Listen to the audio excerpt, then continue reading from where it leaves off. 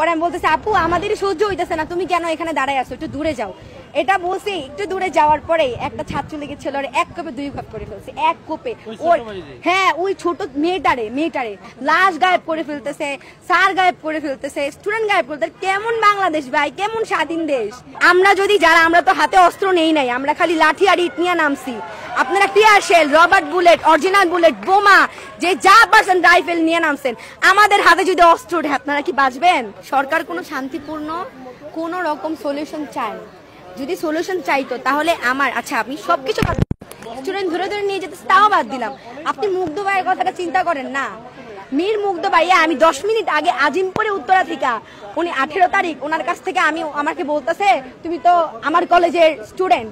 উনি আমার 4 বছরের সিনিয়র, উনি আমার কলেজের স্টুডেন্ট ছিলেন।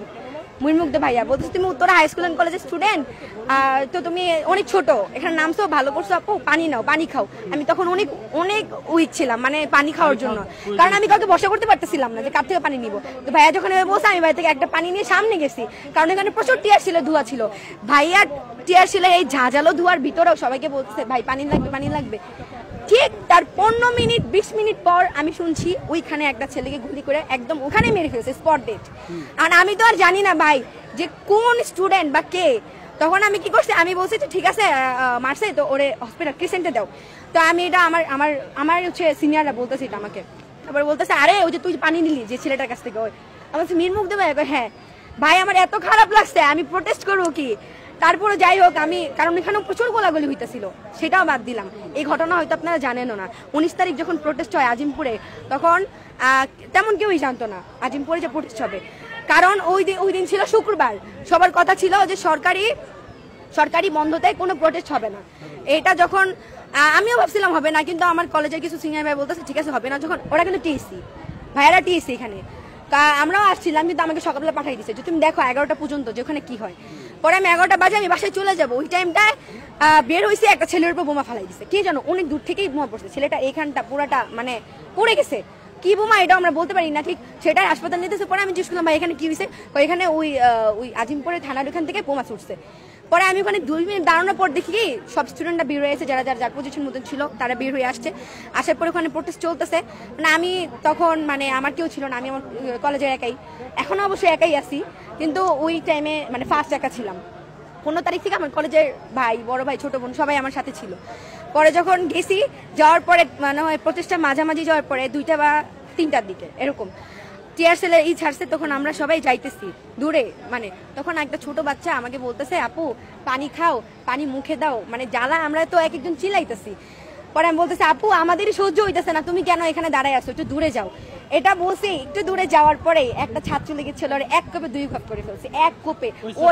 হ্যাঁ, ওই ছোট মেয়েটারে জানেন, আমি দূরে থেকে দেখছি ওর ইটা, কিন্তু সামনে এসে দেখি ওর লাশটা নাই, ওখান থেকে গায়েব করে ফেলছে। লাশ গায়েব করে ফেলতেছে, স্যার গায়েব করে ফেলতেছে, স্টুডেন্ট গায়েব করতে। কেমন বাংলাদেশ ভাই, কেমন স্বাধীন দেশ।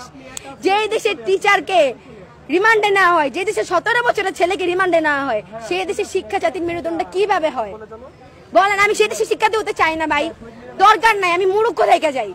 আমার বাবা কিন্তু একজন আনএডুকেটেড পারসন, ঠিক আছে। আমার বাবারে আমি কালকে বলতেছি বাবা তুমি যথেষ্ট ভালো মানুষ, তুমি যদি আজকে এডুকেটেড পারসন হইতা হয়তো তুমিও কোনো বড় পোস্টে চাকরি করতা, তুমিও কোনো কারো আর্মি হইতা, পুলিশ হইতা।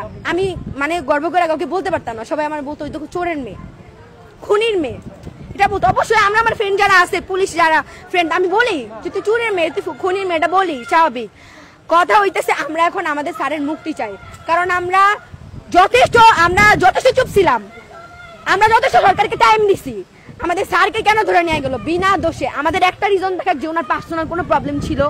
আমরা আসিফ নজরুল স্যারকে জিজ্ঞেস করলাম, উনি বলে ওনার তো কোনো, এটা বলছে, এটা তো বেশি কষ্ট লাগছে যে এখন তো আসিফ মাহতাব স্যার টিচার না, মানে উনি আমার একটা মানুষ আমাকে এটা বলতে শিখাইছে, মানে উনি আমার টিচার। উনি যে আমার 3টা দিন ধরে রিমান্ডে, উনি কি আছে না মারা গেছে সেটাও আমরা জানি না। আমার যারা এসএসসি 24 বছর পরীক্ষা দিতেছে তাদের কোনো খবর নাই, ওরা কি জেলে থাকার কথা? সরকারকে আমার একটা প্রশ্ন, আমরা তো হাতে অস্ত্র নেই নাই, আমরা খালি লাঠি আর ইট নিয়ে নামছি। আপনারা tear shell, rubber bullet, original bullet, বোমা, যে যা পারছেন রাইফেল নিয়ে নামছেন। আমাদের হাতে যদি অস্ত্র ওঠে, আপনারা কি বাঁচবেন? একটা 4 কোটি রাজাকারের হাতে যদি অস্ত্র ওঠে আপনারা কি থাকতে পারবেন? আপনারা মাঠে আসতে পারবেন? এটাই আপনার কাছে প্রশ্ন। আমরা অস্ত্র ধরি না, যে হাতে কলম ধরি সে হাতে অস্ত্র ধরতে আমরা 2বার চিন্তা করি। আপনাদের মতো অমানিক হলে তা আমরা দেশ তো এইভাবে